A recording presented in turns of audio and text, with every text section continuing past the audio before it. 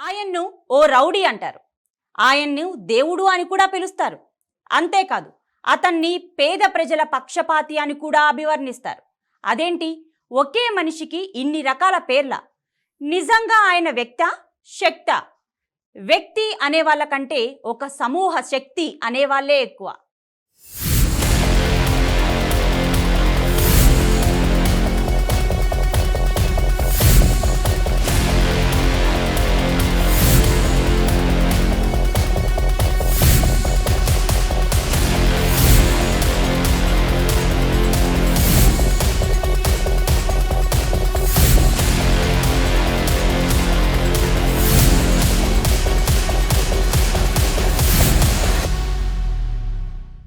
రాజకీయాలకు care of address గా విజయవాడ నగరాన్ని అభివర్ణిస్తారు. 70వ దశకంలోనే విపరీతమైన రాజకీయ ప్రాబల్యం కలిగిన ప్రాంతం అది. అక్కడే వంగవీటి మోహనరంగ రాజకీయ అక్షరాలు దిద్దుకుంది. పుట్టింది కృష్ణా జిల్లా ఉయ్యూరులో. చదువులు పూర్తి చేసుకుని రాజకీయ ఓనమాలు నేర్చుకుంది మాత్రం విజయవాడలో.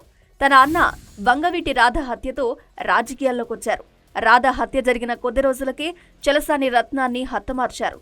తన అన్న చావుకు ప్రతీకారంగా రంగా ఆయన అనుచరులే చలసాని రత్నాన్ని చంపారు అనేది ఎవ్వరూ కాదనలేని సత్యం.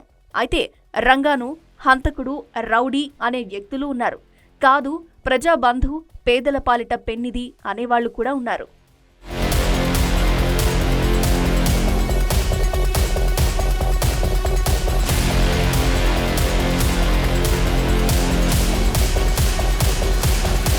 కాపు కుల నాయకుడిగా ముద్రపడిన వంగవీటి మోహనరంగ అందరివాడు. అణగారిన వర్గాలను సైతం అక్కున చేర్చుకున్నాడు. తానున్నానంటూ భరోసా కల్పించారు. అందుకే అమరుడైన ప్రజల గుండెల్లో మాత్రం చిరస్థాయిగా నిలిచిపోయారు. ఆయన భౌతికంగా దూరమై 30 ఏళ్లు దాటినా ఇప్పటికీ చెరగని ముద్ర వేసుకున్నారు. ఒక తరం మారినా వంగవీటి మోహనరంగ చరిత్ర మాత్రం సజీవంగా ఉండడం ఆయన పోరాట పటిమ తెలియజేస్తోంది. నిజానికి రంగ సీనియర్ పొలిటీషియన్ ఏమీ కాదు. ఎమ్మెల్యేగా ఒక్కసారి గెలిచారు. 3.5 ఏళ్ల పాటు పదవి నిర్వహణ అనంతరం ఎమ్మెల్యేగా పదవీకాలం ముగియకముందే హత్యకు గురయ్యారు. అయినా ఇప్పటికీ రాజకీయాలపై ఆయన ప్రభావం ఉంది అంటే ఆయన ఎంత ప్రభావశీలుడో అర్థం చేసుకోవచ్చు.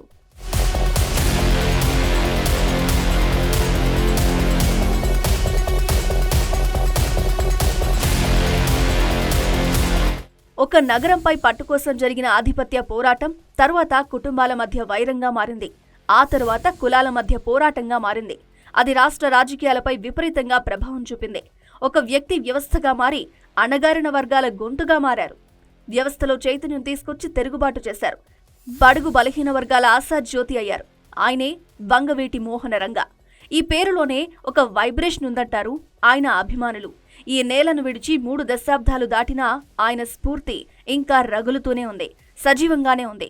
ఇప్పటికీ ఏదో సందర్భంలో వంగవీటి మోహనరంగ పేరు వినిపిస్తూనే ఉంది.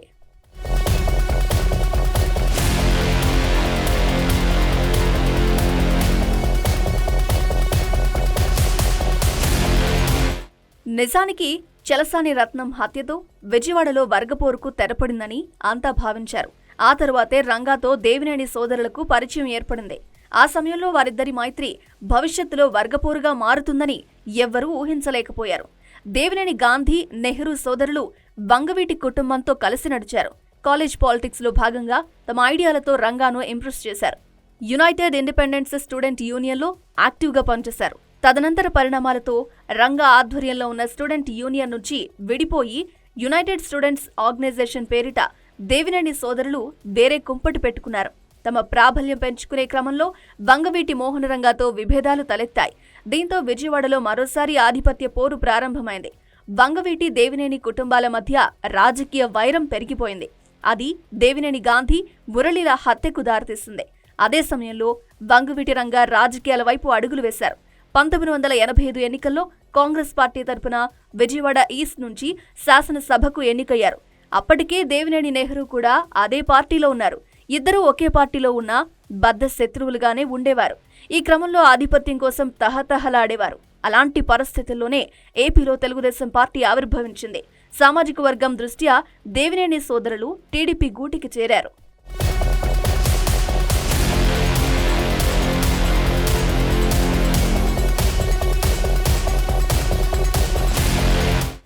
అధికారంలో లేకపోయినా కాపులు, అణగారిన వర్గాలకు అండగా నిలబడ్డ వ్యక్తి మోహనరంగా అని ఆయన అభిమానులు చెబుతూ ఉంటారు.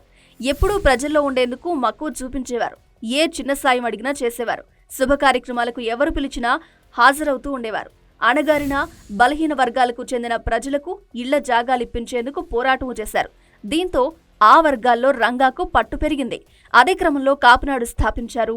ఆంధ్రప్రదేశ్ ఆవిర్భావం తరువాత రాజకీయంగా అణగదొక్కబడిన కాపులంతా రంగా వైపు చూడడం మొదలుపెట్టారు. ఈ నేపథ్యంలోనే విజయవాడలో పేదల ఇళ్ల స్థలాల కోసం నడి రోడ్డులో మోహనరంగా దీక్షకు దిగారు. ఈ దీక్షే ఆయన ప్రాణాలు తీసింది. సరిగ్గా 1988 డిసెంబర్ 26న వంగవీటి రంగా దారుణ హత్యకు గురయ్యారు. అప్పటి టీడీపీ ప్రభుత్వమే చంపించింది అనేది చాలా మంది వాదన. కానీ పార్టీకి సంబంధం లేదని, పార్టీలోని కొందరు వ్యక్తులు చేసిన పని అని మరికొందరి వాదన.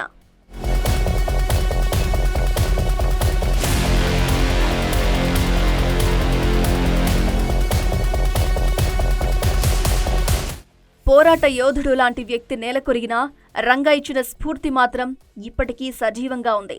కాపులు, అణగారిన వర్గాలకు రాజ్యాధికారం దక్కాలని ఆయన పరితపించారు. సమాజంలో 1-2% మాత్రమే ఉన్న 2 సామాజిక వర్గాల ఆధిపత్యాన్ని సహించలేకపోయారు. ఈ క్రమంలోనే రాజ్యాధికారం కోసం పోరాడుతున్న తరుణంలో అసువులు బాశారు. ఆయన ఇచ్చిన స్ఫూర్తి మాత్రం ఇప్పటికీ సజీవంగానే ఉంది. అందుకే అన్ని రాజకీయ పక్షాలు ఆయన్ను తమ సొంతవాడిగా అక్కున చేర్చుకుంటున్నాయి.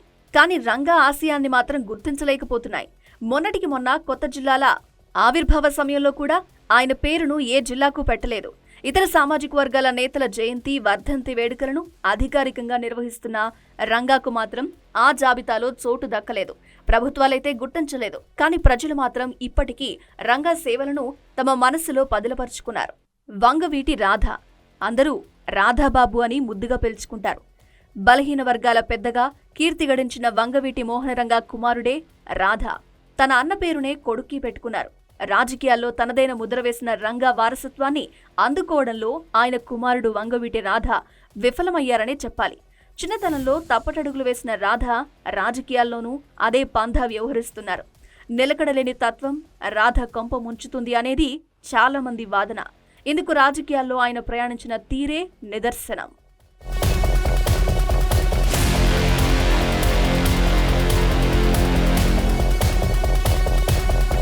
2004లో వంగవీటి రాధాకృష్ణ కాంగ్రెస్లో చేరారు. అదే ఏడాది 2004 అసెంబ్లీ ఎన్నికల్లో విజయవాడ తూర్పు నియోజకవర్గం నుంచి కాంగ్రెస్ టికెట్పై పోటీ చేసి గెలుపొందారు. ఆ తరువాత రాష్ట్రంలో అప్పుడు నెలకొన్న రాజకీయ పరిస్థితుల నేపథ్యంలో తన తండ్రికి రాజకీయ భిక్ష పెట్టిన కాంగ్రెస్ పార్టీని వీడారు. 2008లో ప్రజారాజ్యం పార్టీలో చేరి 2009 అసెంబ్లీ ఎన్నికల్లో ఆ పార్టీ తరపున విజయవాడ తూర్పు నియోజకవర్గం నుంచి పోటీ చేశారు. కాంగ్రెస్ పార్టీ అభ్యర్థి మల్లాది విష్ణు చేతిలో ఓడిపోయారు. ఆ పార్టీ అధినేత చిరంజీవి పార్టీని కాంగ్రెస్లో విలీనం చేయడంతో ప్రజారాజ్యం పార్టీకి కూడా దూరమయ్యారు. అక్కడి నుంచి వైఎస్ఆర్ కాంగ్రెస్ పార్టీలో జాయిన్ అయ్యారు. 2014లో వైఎస్ఆర్సీపీ తరపున విజయవాడ ఈస్ట్ స్థానం నుంచి పోటీ చేసి మరోసారి ఓటమి పాలయ్యారు. ఆ తర్వాత పార్టీలో తనకు అన్ని అవమానాలే ఎదురయ్యాయి అంటూ వైసీపీ అధినాయకత్వంపై తీవ్ర అసంతృప్తి వ్యక్తం చేశారు. వైసీపీలో ఉండగా ఆ పార్టీ నేత గౌతమ్ రెడ్డి రంగాపై వివాదాస్పద వ్యాఖ్యలు చేయడం తీవ్ర దుమారం రేపింది. రంగా ఒక పాము లాంటివాడు అంటూ ఆయన మరణం గురించి అసభ్యకరంగా మాట్లాడడం వైసీపీలో కలకలం సృష్టించింది. అంతేకాదు తన తండ్రి జయంతి, వర్ధంతిలకు కూడా అనుమతి తీసుకుని కార్యక్రమాల్లో పాల్గొనాలని అప్పటి వైసీపీ నాయకత్వం ఆదేశించడం తీవ్ర నిరాశకు గురయ్యారు.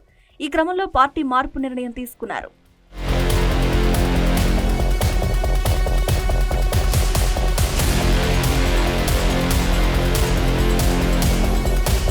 వైసీపీకి దూరంగా ఉంటున్న వంగవీటి రాధను టీడీపీ నేతలు పార్టీలోకి ఆహ్వానించారు. దీంతో వైసీపీకి రాజీనామా చేసి 2019 ఎన్నికలకు ముందు టీడీపీలో జాయిన్ అయ్యారు. కానీ ఆ ఎన్నికల్లో పోటీ చేయలేదు. నిజానికి వంగవీటి రాధకు ఏ సీటైనా ఇచ్చేందుకు టీడీపీ అధినాయకత్వం పూర్తి సమ్మతిని తెలిపింది. కానీ రాధ ఎలాంటి సీటు ఆశించలేదు. కేవలం ఎన్నికల ప్రచారకర్తగానే వ్యవహరించారు. కానీ ఆ ఎన్నికల్లో టీడీపీ ఘోర పరాభవాన్ని మూటగట్టుకుంది.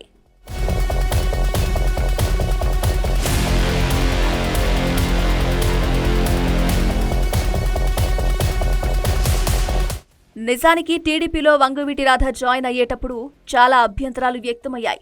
రాధ బంధువులతో పాటు పెద్ద సంఖ్యలో అభిమానులు టీడీపీలో చేరికను వ్యతిరేకించారు. తండ్రిని చంపిన పార్టీలోకి వెళ్లిపోవడం బాధాకరమంటూ తిట్టిపోశారు. రంగా విగ్రహాలకు పాలాభిషేకాలు, నిరసన తెలిపారు. కానీ రంగాను చంపింది టీడీపీ కాదని, ఆ పార్టీలోని కొందరు వ్యక్తులు మాత్రమే అని స్వయంగా రాధానే ప్రకటించారు. రంగా ఒక కులానికి చెందిన వ్యక్తి కాదని, రంగా అభిమానులు అన్ని కులాల్లో ఉన్నారని రాధా స్పష్టం చేశారు.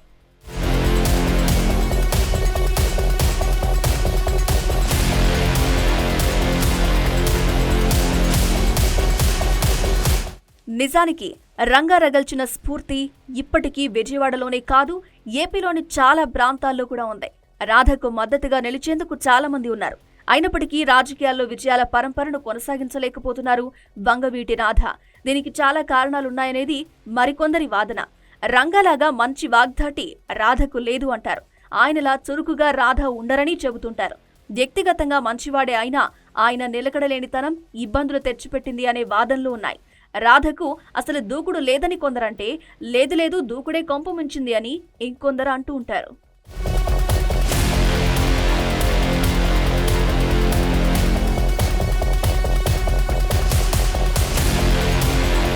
రాజకీయాలు, ప్రజా సంక్షేమం అంటూ వ్యక్తిగత జీవితాన్ని కూడా త్యాగం చేశాడు వంగవీటి రాధ. ఇటీవల వరకు పెళ్లి కూడా చేసుకోలేదు. రంగాకి వారసుడు ఉన్నాడు కానీ రాధకు వారసుడు లేకుండా పోయాడనే బాధ రంగా అభిమానుల్లో ఉంది. ఇలాంటి వాటికి చెక్ పెడుతూ రాధ పెళ్లికి సిద్ధమయ్యారు. నర్సాపురానికి చెందిన జక్కం పుష్పవల్లిని పెళ్లి చేసుకోబోతున్నారు. ఇప్పటికే వీరి నిశ్చితార్థ వేడుక అతి కొద్ది మంది సమక్షంలో నిరాడంబరంగా జరిగింది. వీరి వేడుకకు పశ్చిమ గోదావరి జిల్లా నర్సాపురం వేదికైంది. నిజానికి ఆగస్టు 19నే నిశ్చితార్థం జరగాల్సి ఉండగా అనివార్య కారణాలతో వాయిదా పడింది. దీంతో సెప్టెంబర్ 3న నిశ్చితార్థం నిర్వహించారు. వంగవీటి రాధ, పుష్పవల్లిల వివాహం అక్టోబర్ 22న సాయంత్రం 7:59 వివాహం జరిపించేందుకు ముహూర్తం నిర్ణయించారు. అయితే నిశ్చితార్థం సింపుల్ గా చేసుకున్నప్పటికీ పెళ్లి వేడుకకు మాత్రం అంగరంగ వైభవంగా జరపబోతున్నారు.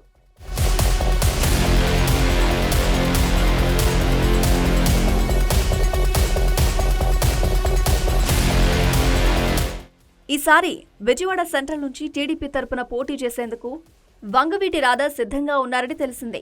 ఇప్పటికే ఈ విషయమై నారా లోకేష్తో 2 సార్లు సంప్రదింపులు కూడా జరిపారు రాధ.